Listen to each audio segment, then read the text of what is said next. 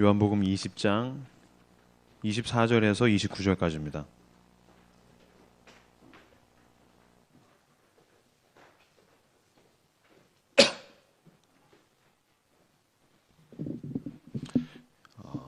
요한복음 20장 24절에서 29절까지 말씀입니다.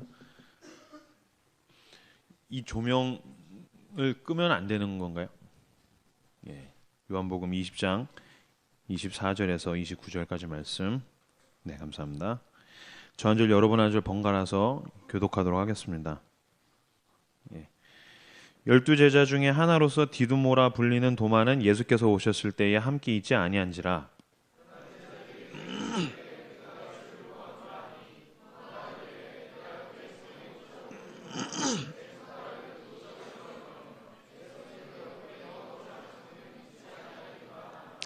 여드레를 지나서 제자들이 다시 집 안에 있을 때에 도마도 함께 있고 문들이 닫혔는데 예수께서 오사 가운데 서서 이르시되 너희에게 평강이 있을지어다 하시고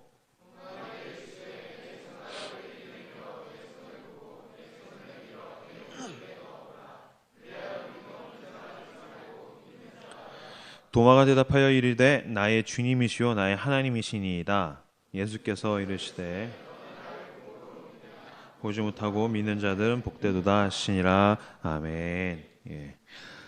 상처받은 치유자라는 제목으로 함께 말씀을 나누도록 하겠습니다. 이 설교 예전에 제가 한번 했었던 설교인데 비슷한 설교로 한번 더 필요해서 하도록 하겠습니다. 두 번째 듣는 사람은 그러려니 하시고 은혜로 잘 들었으면 좋겠습니다. 제가 굉장히 좋아하는 목사님 중에 이게 미국 목사님 중에 존 오트버그라는 목사님이 있습니다. 이 양반이 쓴 책에 우리는 만나면 힘이 됩니다라는 우리나라 제목으로는 굉장히 유치한 우리는 만나면 힘이 됩니다라는 책이 있습니다. 여기 책의 오프닝에 나오는 이야기가 북미산 고슴도치에 대한 이야기가 나옵니다. 무슨 얘기냐면 북미산 고슴도치가 현대인들과 매우 유사하다라는 것입니다. 뭐가 유사하냐면은 고슴도치는 혼자 다닌답니다. 다른 동물들은 뭐 3, 4, 5 떼거리로 이렇게 패거리로 다니잖아요. 근데 얘는 혼자 다닌다는 겁니다. 그러다 보니까 고슴도치도 외로울 때가 있잖아요. 외로울 때가 있어서 너무 외롭다. 또는 이렇게 교미를 할 때가 돼가지고서 이제 다른 고슴도치를 찾아서 가까이 가려고 하면 외로워서 자기는 그저 다가간 것뿐인데 누군가의 사랑이 필요해서 나는 그저 다가간 것뿐인데 뭐가 있습니까? 고슴도치에겐 가시가 있죠. 나는 누군가가 필요해서 다가갔는데 원치 않게 나는 누군가에게 찔리게 되더라는 것이죠. 그리고 나도 누군가를 찌르게 되더라. 이것이 바로 우리가 오늘을 살아가고 있는 현대인과 비슷하다라고 얘기합니다. 고슴도치에게 가시가 몇 개 있는가 했더니 3만 개가 있답니다. 온몸에 가시가 3만 개가 있답니다. 그런데 이 존 오트버그가 얘기하는 것은 사람도 한 30년 정도 살면 한 3만 개 정도의 가시와 상처가 있지 않겠는가. 이 부분에서 우리가 고슴도치와 매우 유사하다라는 것이죠. 이 책에 우리는 만나면 힘이 됩니다라는 우리나라 제목은 너무 유치찬란한데 이 영어 원제는 굉장히 멋있습니다. Everybody is normal until we get to know them. 무슨 얘기냐면 우리는 정상입니다. 언제까지? 그 사람이 누구인지 알게 될 때까지. 그 사람을 알게 될 때까지만 정상이에요. 가까이 가서 보면 그 사람이 비정상이라는 것이죠. 3만 개 정도의 가시를 가진 원치 않게 누구를 찌르고 원치 않게 자기도 상처투성이인 새로 살아가는 것이 바로 우리의 삶이라는 것입니다. PK도 서로 안 친할 때 보면 다 괜찮아 보이고 청춘 남자들 멋져 보이죠. 가까이 가서 보면 뭐 이런 새끼가 다 있나. 얘는 도대체 인간성이 왜 이따위인가. 멀리서 볼 때만 좋은 것입니다. 근데 그거는 그 인간이 유독 악인이라서 그런 게 아니라 누구나 죄인이기 때문에 가까이 가서 보면 모든 인간은 다 그저 그런 모양인 것입니다. 옆 사람에게 인사하시죠. 당신이 이상하다는 걸 익히 알고 있습니다. 그래도 사랑합니다라고 얘기하십시오. 당신이 이상하다는 걸 익히 알고 있습니다. 그래도 사랑합니다. 그러니까 만약에 우리가 누군가에게 있는 좋은 점을 보고 사랑하거나 그 사람에게 흠이 없어서 사랑하려고 한다면 우리는 사랑할 수 없다는 것입니다. 그 사람에게 3만 개 정도의 가시가 있고 그에 못지않은 상처들 투성입니다. 그럼에도 불구하고 우리는 하나님께서 우리에게 대가 없이 그저 사랑해 주신 그 사랑으로 우리는 서로를 사랑한다는 것입니다. 얼마 전에 한 청년의 이야기를 듣고 굉장히 제가 분노한 적이 있습니다. 제가 굉장히 쉽게 분노하는 편인데 제가 쉽게 분노하고 막 쉽게 울고 뭐 전 그런 인간이에요. 뭐 사역자로서 인격이 들댔기 때문에. 그런데 그 여자 청년의 이야기를 전해 들었는데 그 여자 청년이 교회를 잘 다니고 믿음 생활도 잘하는 청년인데 결혼할 때가 됐는데 결혼을 안 한다는 거예요. 그래서 야, 왜 결혼 안 하는데? 뭐 물론 얼굴 봤을 땐 쉽게 결혼할 것 같진 않아. 뭐 그렇게 얘기했더니 그 말을 전해준 애가 얘기하는 거는 본인이 성장 과정에서 부모님이 이혼했답니다. 근데 여자애인데 그 아버지가 이혼하고 어머니가 상처를 가지고 평생 살아오는 걸 같이 있다 보니까 자기도 그 안에 그 남자, 배우자에 대한 상처가 너무 커서 자기는 한 남자랑 살 엄두를 못 낸다라고 대답을 했다는 거예요. 누나 왜 시집 안 가요? 뭐 하긴 쉽지 않겠어요. 이렇게 얘기했더니 아니야 나는 시집 못 갈 것 같아. 난 시집 갈 자신이 없어. 이렇게 얘기를 했다 그러더라고요. 제가 그 얘기 듣고 굉장히 분노했었어요. 정말 와 말도 안 돼. 차라리 거울을 보면서 거기다가 원망을 하지 왜 말도 안 되는 그런 과거의 상처에. 왜냐면 저는 남자에 대한 상처가 있어요라는 말은 괜찮은 핑계죠. 핑계치고는 괜찮은 겁니다. 그럼에도 불구하고 그건 20년 전의 일이잖아요. 그건 20년도 넘은 일이에요. 근데 그것 때문에 오늘의 나에게 있는 가장 결정적인 것을 본인이 선택하지 못하고 본인이 그것을 향해서 용기조차 내지 못한다라는 것은 너무나도 이렇게 비극적인 일이기 때문이라는 것입니다. 그 청년이 믿음이 없는가? 그렇지 않습니다. 교회에서 누구보다 찬양도 잘하고 잘 섬기고 모든 일을 잘하는 청년입니다. 누가 봐도 그럴듯한 크리스찬. 그럼에도 불구하고 그 사람은 뼈 깊은 곳에 상처에 이렇게 꽁꽁 매여 있는 채 하루하루를 그렇게 살아가고 있다라는 것입니다. 크리스찬들이 보니까 대다수 크리스찬들이 이 힐링에 대한 유행이 확 오면서 상처, 치유에 대한 유행이 막 확 오면서 너무나 많은 크리스찬들이 오해하고 착각하고 있는 게 있습니다. 뭐냐면 내 내면의 상처가 완치될 거라는 착각입니다. 내 내면의 상처가 완치될 거라는 착각. 그래서 어디를 가면 나는 완치될 수 있고 언제 나는 완치될 수 있을까? 내가 이렇게 되는 것은 심리학적으로 내가 과거에 뼈아픈 상처가 있기 때문이야. 내 과거에다가 쉽게 원인을 돌려버리면서 자기는 계속 상처에 묶여있고 매여있고 노예로 살면서 그 상처를 벗어날 생각은 못한다는 거예요. 그 상처를 벗어날 시도는 못한다는 거예요. 그 상처는 지금의 나랑은 상관없어. 우린 예수 그리스도를 믿으면 거듭난다. brand new. 완전히 새로워진다는 것을 늘 이야기하면서 이전 것은 지나갔으니 보라 새 것이 되었도다. 이 말씀은 모든 사람이 알고 있지만 이 말씀이 못 이기는 게 있어요. 상처를 이기지 못하는 것입니다. 전 상처 있어요. 전 여기에 상처가 있어요. 그래서 그 사람은 언제 내가 완치가 될까에 대해서 늘 거기에만 매여 있다는 것이죠. 예수 그리스도 안에 물론 상처에 대한 치유가 있습니다. 저는 그거 믿습니다. 주는 내 마음을 고치시고 볼 수 없는 죄송합니다. 제가 가사를 잘 몰라요. 주님이 상처 이렇게 치유하시잖아요. 여러분들 중에도 분명히 상처에 대한 치유를 경험한 적이 있는 분들이 있을 테고 저도 치유를 경험한 적이 있습니다. 그러면 의문점이 있습니다. 치유받으면 상처 안 받습니까? 치유받았더니 그 이후로 저는 한 번도 상처를 받은 적이 없어요. 저는 금강불개같이 누가 찔러도 아프지 않게 살아가고 있어요 라는 사람 없다는 거예요. 수련회 때 치유받잖아요. 그날 저녁에 가서 엄마 만나서 한번 툭탁하면 또 상처받아요. 그죠? 수련회 때 돌아와서 집에 와가지고 내 동생이 내가 새로 산 옷 입고 쳐나가 놀면 상처받아요. 치유와 동시에 거의 일어나요. 상처는 거의 치유와 동시에 일어나는 것 같아요. 완치는 거짓말이라는 것입니다. 완치라는 것은 존재하지 않는다라는 것입니다. 완치는 없다는 것입니다. 치유받은 후에도 또 상처받고요. 희한한 거는 과거에 치유받았는데 그거 분명히 치유받은 건데 생각하잖아요. 또 승질나요. 또 열받아요. 제가 초등학교 2학년 때 저는 길을 그냥 걸어가고 있었을 뿐이에요. 난 아무런 잘못이 없었어요. 난 그저 길을 걸어가고 있었는데 2층 집에 사는 어떤 형이 저를 불렀어요. 야! 그래서 제 이름을 부른 것도 아니에요. 야! 그래서 위를 봤더니 야! 그 다음 말은 제가 지금까지도 잊혀지지 않아요. 야! 고릴라! 그랬어요. 야! 고릴라! 제 아내가 제일 크게 웃네요.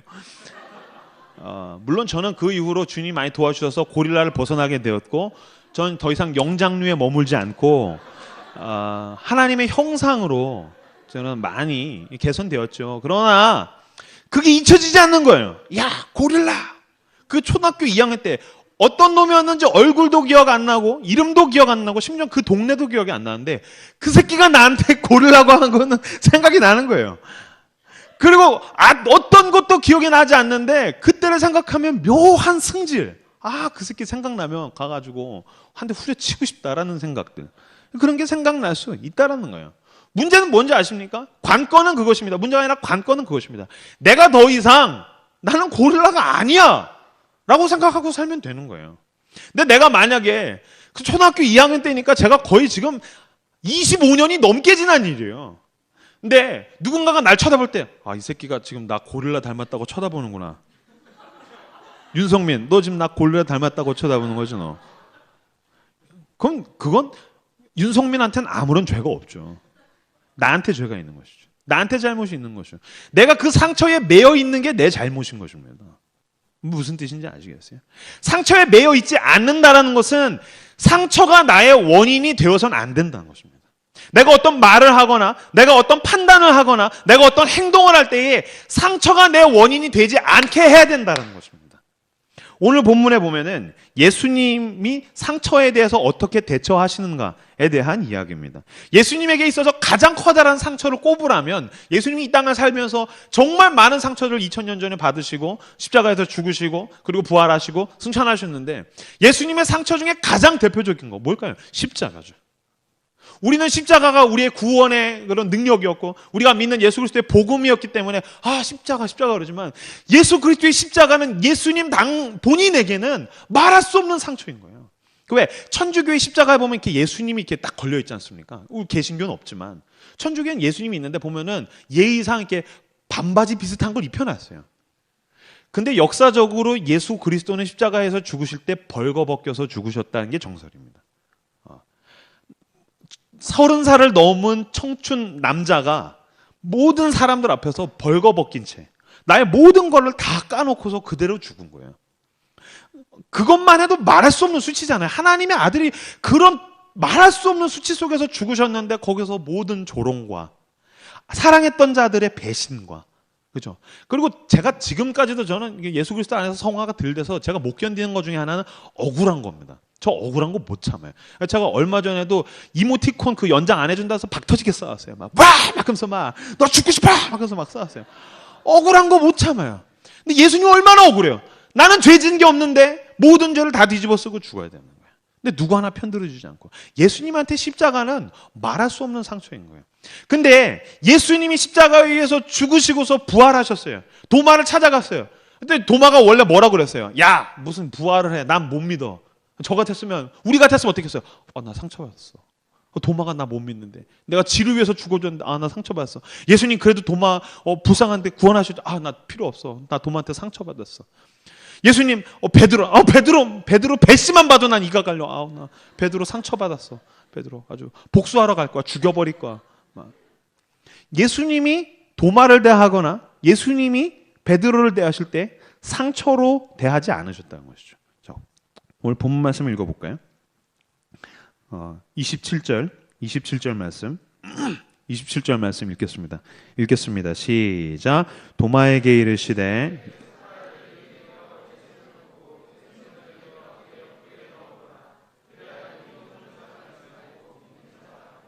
아멘. 야 너가 어떻게 나한테 그렇게 이야기할 수 있어? 나 상처받았어. 너 어떻게 나한테 그렇게 행동할 수 있어? 너 어떻게 나한테 배신할 수 있어? 나 어떻게 이렇게 날 억울하게 할 수 있어? 나 상처받았어. 라고 얘기하지 않았던 거죠. 힐링이 필요해라고 페이스북에 예수님은 올리지 않았다는 거예요. 그래, 내 상처 만져봐라. 너 이거 만지고 너가 믿음이 생긴다면 그래, 너 만져라. 나한텐 이건 상처다. 나한테 이건 뼈아픈 상처고 수치스러운 상처고 억울한 상처고 말할 수 없는 배신이야. 근데 이거 만져서 너한테 믿음 생긴다면 너 만져봐라.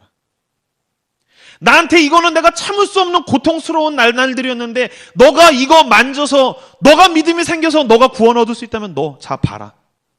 라고 예수님께서 그걸 도마에게 까보이시고 만져보라고 했다는 것입니다. 손을 대게 하셨다는 것입니다. 왜요? 예수님에게 목적은 내 상처를 들키지 않거나 내가 더 이상 상처로 고통 안 받는 것이 아니라 도마가 구원을 얻는 게 목적이었기 때문입니다. 예수님의 목적은 내 상처 때문에 내가 이걸 만달복달하는 내 자신 안에 갇혀있는 자기 연민이 예수님에게 어떤 행동의 근원이 되는 것이 아니라 예수님의 목적, 어떻게 하면 도마가 회복될 수 있을까? 어떻게 하면 저 베드로도 예수 그리스도 안에서 다시 회복될 수 있을까? 하나님이 베드로를 사랑한다는 거 어떻게 내가 저 놈한테 알려줄 수 있을까? 예수님 베드로를 찾아가시잖아요. 상처에 매여 있지 않았다라는 것입니다. 여러분에게 분명 상처가 있을 것입니다. 교회로부터 받은 상처들, 부모로부터 받은 상처들, 성장 과정에서 여러분의 인생 한 켠 한 켠에 어떤 상처가 있었는지 나는 다 알 수 없습니다. 그러나 여러분들이 예수 그리스도를 믿음으로 고백했고 주님께 여러분의 삶을 헌신했다면 더 이상 내가 나의 상처에만 매여 있는 것이 아니라 주님, 내가 이 상처를 가지고 주님 원하시는 일이 무엇입니까? 내가 누군가에게 이걸 만져보게 해서 저 사람이 구원 얻을 수 있다면 내가 까보이게 해주십시오. 내가 이것으로 인해서 저 사람이 회복되는데 내가 도움다지가 될 수 있다면 예 주님, 내가 기꺼이 헌신하게 해주십시오. 내가 더 이상 우물 안의 개구리처럼 여기 안에는 갇혀있지 않게 해주십시오 라고 기도하는 마음으로 살아가시는 저 여러분들 다 되시길 진심으로 축원합니다. 상처에 매여 있는 사람, 그래서 보면 늘 상처 이야기합니다. 자기에게 있는 상처에 대한 이야기. 늘 그것이 자기의 원인이 되게. 제가 얼마 전에 그 슈퍼스타 K 예선전을 보다가 막 또 승질이 빡 터진 적이 있어요. 전 승질 잘 나는 편이에요. 예, 죄송해요. 등치가 되게 큰 남자가 예선을 보러 노래를 하려고 나왔어요. 근데 노래하라 그랬더니 그럼 노래하라고 하면 노래하면 되잖아요. 근데 등치도 되게 큰 놈이 노래 못하고 뭐 버벅거리더니 막 울어요. 울려 그래요. 근데 울어요. 왜 우냐? 그랬더니 말을 잘 못해. 그래서 왜 그러냐고 그랬더니 이렇게 말을 더듬어요. 그래서 얘기하는 게 막 울면서 말을 막 더듬, 저는 말을 더듬어서 친구가 없어요. 그러면서 막 울어요. 제가 진짜 열받았어요. 저 새끼, 제 친구 중에 말 더듬는 애 있어요. 말 더듬어서 친구 없다는 건 구라예요. 제가 진짜 그 얘기 해주고, 너 새끼야, 네 성격 문제지. 그거 말 더듬어서 상처 때문에 뭐 친구들이 다 떠나갔다고 지랄하지만 마. 그건 네 문제지, 새끼야. 이 얘기가 너무 해주고 싶은 거야. 막 너무 화가 났어요. 제 친구 말 더듬는데 친구 많다니까요. 막 걔는요, 말 더듬는데도 욕 잘해요. 제가 야, 걔놈아, 그럼 걔는 개면서 잘해요. 무서워요. 날 한 번 했는데 막 걔는 10번씩 하고 막 너 주주주 막 그러면서 막 얼마든지 잘 지내요. 말 더듬어서 친구 없다는 건 완전 구라야. 그건 그 새끼가 자기의 상처가 모든 원인, 자기에게 있는 고통의 이유, 자기에게 있는 상처의 이유, 자기에게 있는 모든 아픔의 이유를 다 자기에게 있는 어떤 한 군데다가 몰아서 집약적으로 이 상처, 난 거기에 매여 있어. 난 이것 때문에 아무것도 못해. 그러니까 사람들이랑 대화도 못하고 친구도 없고 노래하러 나와가지고 기껏 등치도 큰 새끼가 산만한 놈이 저는 말 더듬어서 친구가 없어요. 그래서 연민이나 구하고 있고 너무 짜증이 확 나더라고요. 무슨 뜻입니까? 상처가 자기에게 있는 가장 큰 원인 중에 하나인 것입니다. 혹시 우리가 그런 모양으로 살고 있는 건 아니라는 거예요.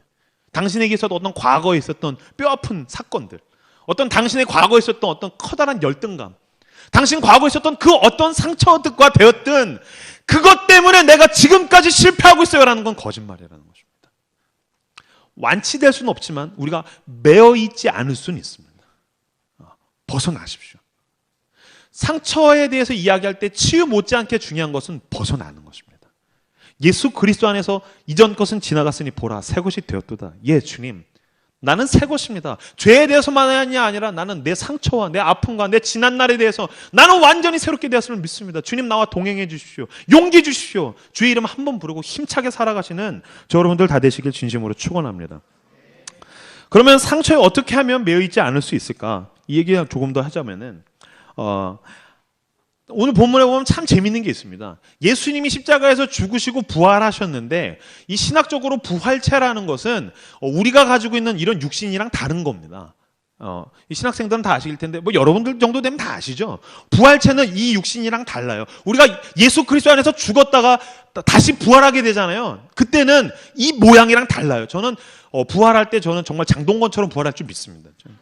저는 뭐 과거에 고릴라 같았고 지금 이 모양이지만 나는 부활할 때 장동건처럼 부활할 걸 믿습니다. 완벽한 육체, 그 육체로 부활하는 거예요. 그래서 보면 오늘 본문에서 보면 모든 게 막혀 있는데 예수님이 어디선가 뿅 나타나는 이런 육체인 거예요. 그래서 완전한 육체예요. 그 부활체는, 예수님의 부활체는 완전한 육체. 근데 재밌는 게 있어요. 뭐냐면 완전한 육체면 진짜 점도 흠도 없는 육체인데 예수님이 굳이 상처를 가지시고 부활하셨다는 거예요. 예수님이 이거 없이 그냥 완전하게 부활하실 수 있거든요. 근데 굳이 예수님이 과거에 그 십자가에서의 상처를 가지시고 부활하셨다는 거예요. 하나님이 왜 우리를 완치하지 않으신가에 대한 해답이 여기에 있는 것입니다. 왜 하나님이 우리를 완치하지 않으시는가? 왜 예수님이 부활할 때에 그 상처를 가지시고 부활하셨는가랑 똑같은 것입니다. 아까 여러분들이 읽었던 본문 말씀, 27절 말씀, 27절 말씀 다시 한 번 더 같이 27절 말씀 같이 한 번 더 읽겠습니다. 도마에게 이르시되 시작.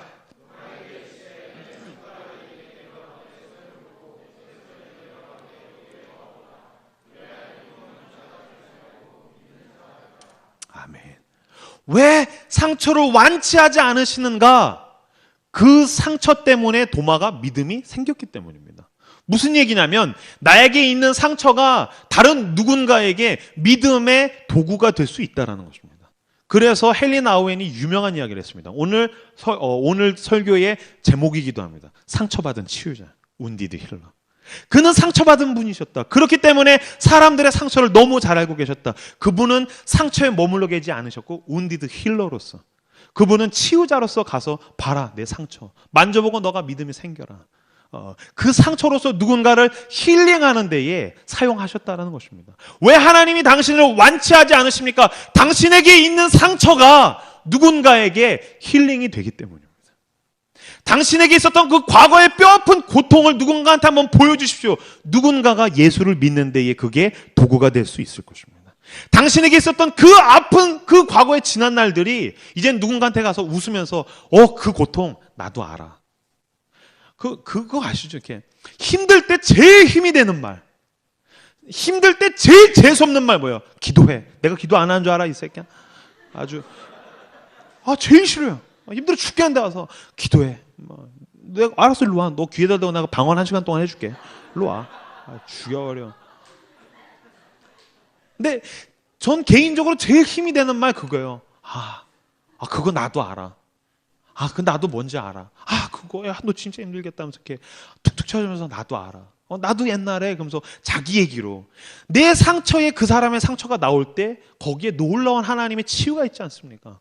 왜 하나님께서 우리를 완치하지 않으시고 여전히 그 상처 그대로 두십니까? 누군가한테 가서 그거 까보이라는 것입니다. 예수님이 도마에게 까보이듯이 봐라 나도 그거 안다.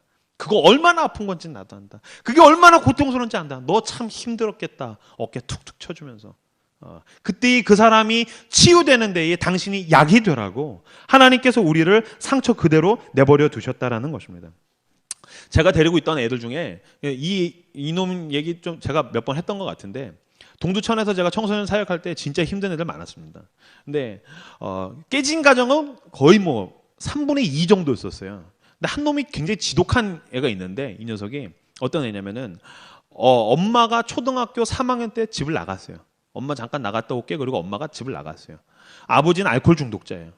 그러니까 아버지는 맨날 엄마가 나가니까 이제 알코올 중독이 돼가지고서 맨날 술만 먹으면은 그 남매예요. 누나가 있고 이 남자애가 있는데 칼을 들고 와가지고 니네 둘 다 죽여버릴 거야. 우리 같이 죽자. 이걸 맨날 하는 거예요. 그러니까 얘가 얼마나 힘들었겠어요.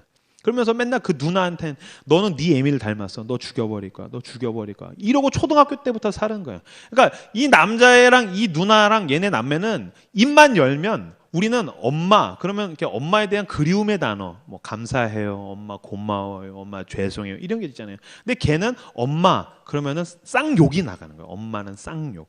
엄마 쌍욕, 엄마 죽여버릴 거야. 내가 복수할 거야. 그러더니 나중에 초등학교 5학년이 넘어가면서부터는 세상에 대한 원망으로 그게 바뀌는 거예요. 세상 다 죽여버릴 거야. 웃는 놈만 보면 다 죽여버리고 싶고 모든 게 다 싫고.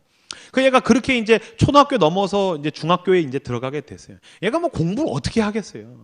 뭐 공부고 뭐고 완전 얘가 망가져 있는 상태죠. 얘가 중학교 2학년 때 저희 교회를 처음 오게 됐어요. 그때 전도 집회를 한다 그래가지고 제가 스파게티 준비해가지고 이제 애들 꼬셨는데 스파게티 준다니까 얘네 누나가 먼저 저희 교회를 왔고 누나가 얘를 꼬셔서 스파게티 먹으러 왔어요. 그래서 야 스파게티 맛있지? 그랬더니 맛있어요. 다 먹고 나서 너 이제 교회 안 오면 내가 죽일 거야. 그랬더니 이제 죽기 싫어서 교회를 나오더라고요.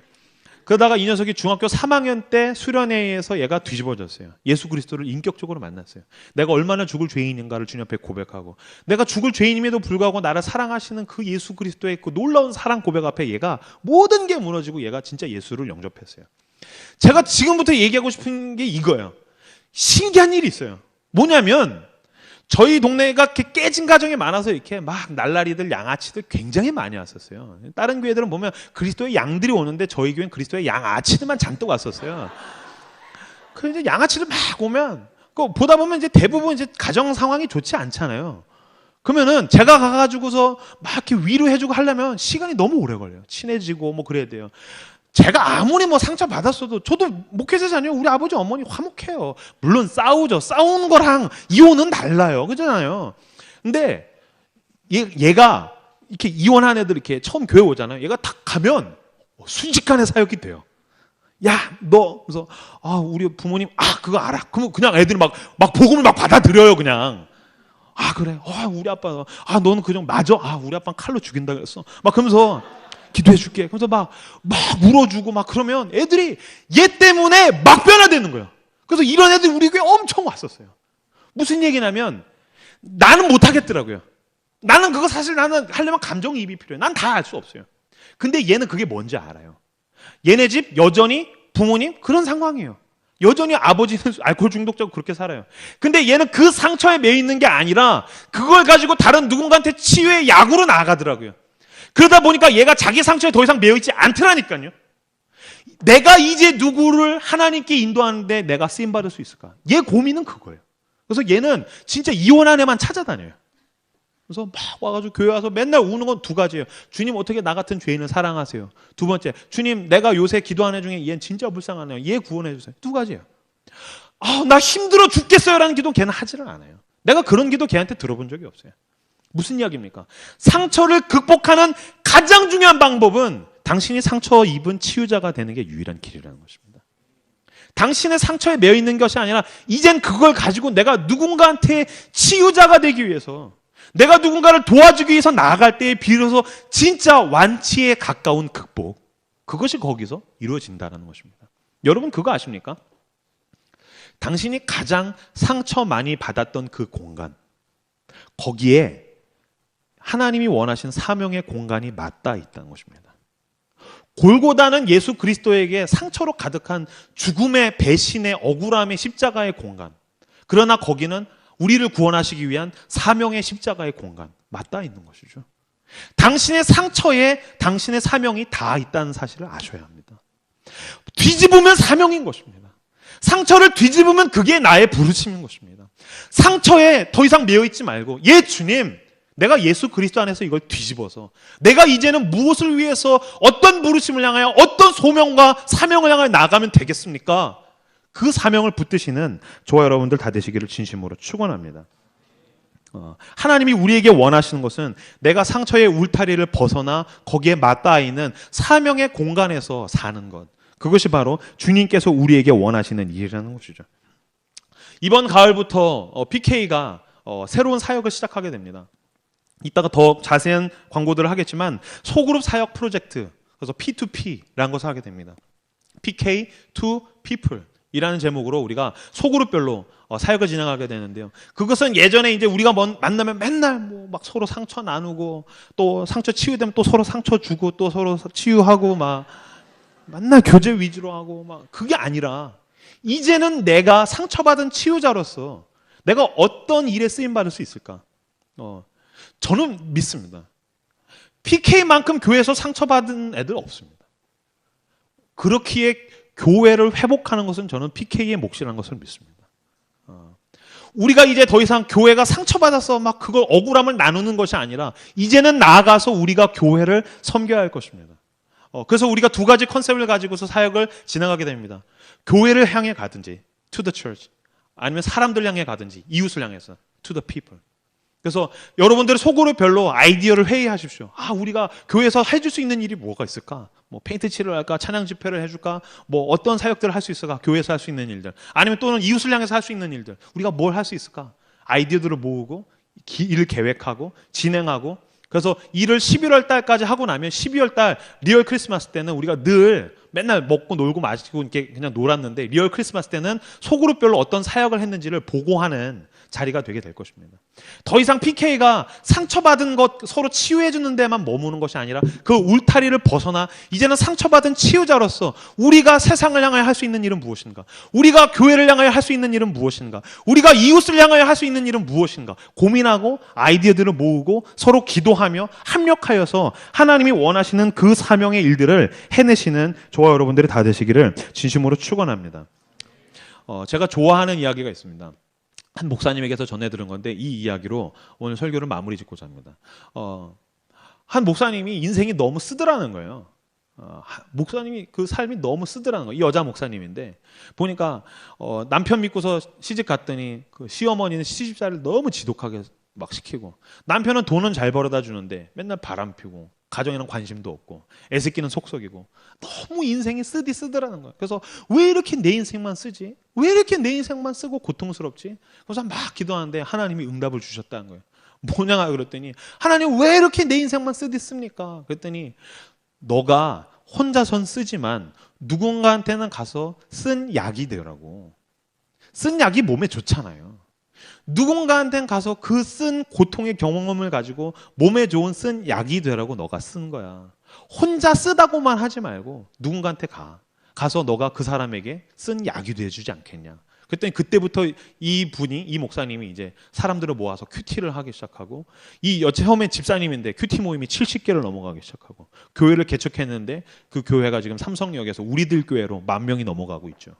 김양재 목사님에 대한 이야기입니다. 당신이 혼자 있다면 내 인생을 왜 이렇게 쓰디쓴가? 어떤 놈은 달콤해 보이는데, 여러분 그거 아십니까? 달콤한 인생은 혼자는 좋지만 다른 사람에겐 아무 쓸데가 없습니다. 쓰디쓴 약 같은 인생이 누군가한테 치유의 약이 될 줄로 믿습니다.